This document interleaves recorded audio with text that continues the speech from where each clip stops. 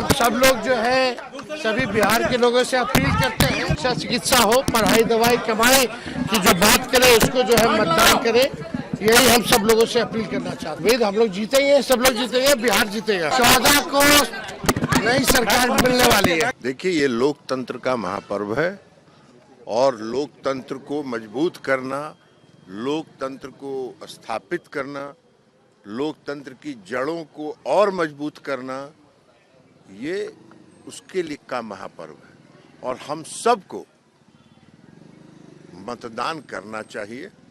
पहले मतदान तब जलपान, ये पालन करना चाहिए और इसलिए बिना सुबह उठ के सबसे पहले हमने मतदान करने का काम किया।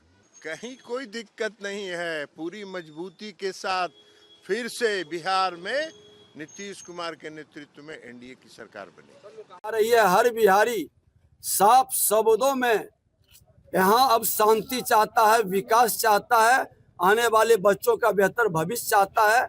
निवेशक जिसके भय से, ये राजद कांग्रेस के भय से निवेशक नहीं आते। एक भ्रष्टाचार और एक अपराध दोनों का पोषक है।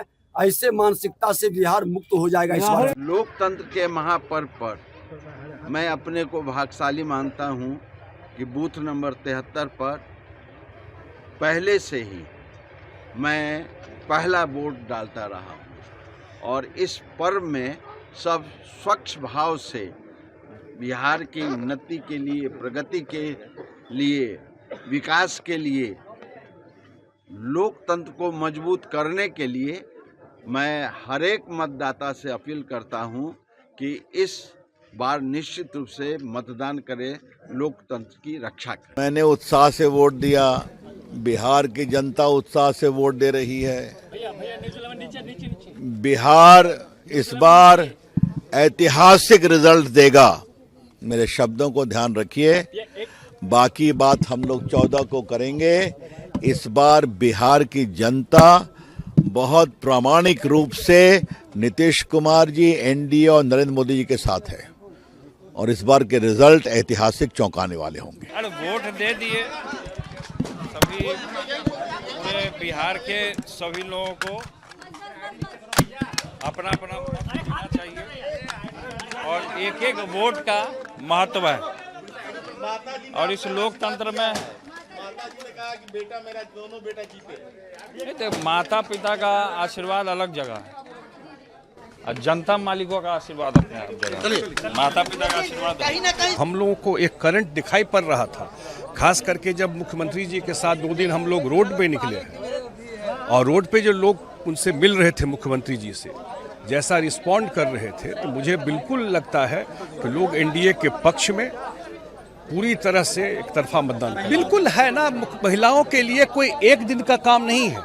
लोग जो समझ रहे हैं कहीं कि 4 दिन में महिलाओं को कुछ कर दिए और आ गए, नहीं, ये लंबा स्टेन 15 से महिलाओं के लिए जो काम किया है मुख्यमंत्री जी ने, उसका असर है। आर्मी पर बयान दे करके उन्होंने अपनी ही फजीहत कराया है, उन्हें कोई ज्ञान नहीं है।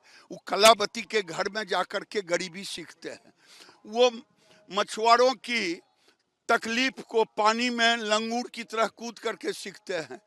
मोदी जी उस वर्ग में पैदा लिए हैं और ये जिसके पैर फटे भी आई वही जाने पीर पड़ाई। वो सेना पर, सेना में विभाजनकारी भाषण है। सेना पर ये बयान दे करके उन्होंने शायद उन ऐसा माहौल करना चाहते हैं, विद्रोह कराना चाहते हैं, समाज में विद्रोह कराना चाहते हैं।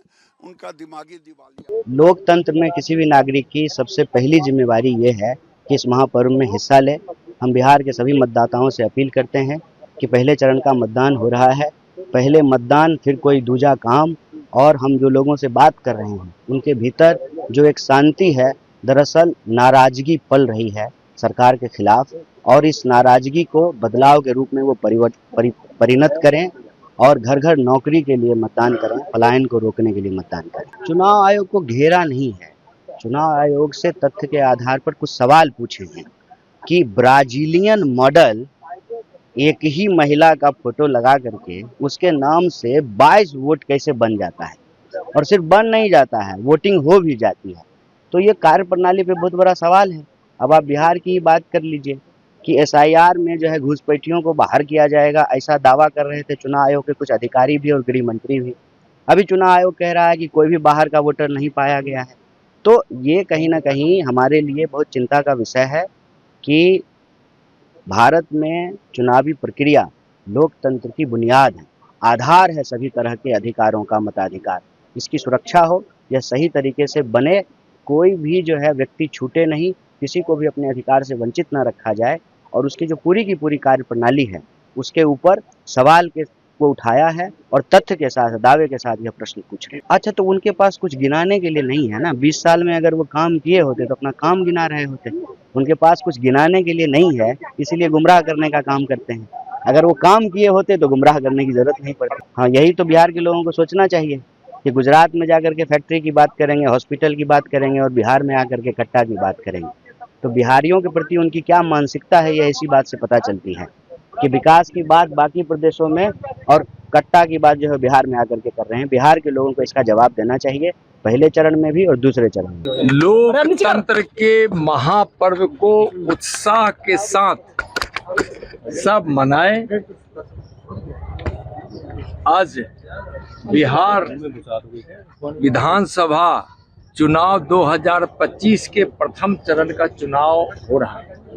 हम सभी मतदाताओं से हम प्रार्थना करेंगे कि लोग जरूर मतदान करें और इस लोकतंत्र के महापर्व को हर्षोल्लास के साथ मनाएं। बिहार लोकतंत्र की जन्मभूमि है। बिहार की ही वैशाली में लोकतंत्र का जन्म हुआ था, पहला लोकतंत्र प्रारंभ हुआ था। इसलिए बिहार के लोग लोकतंत्र का पर्व उत्साह के साथ मनाते हैं।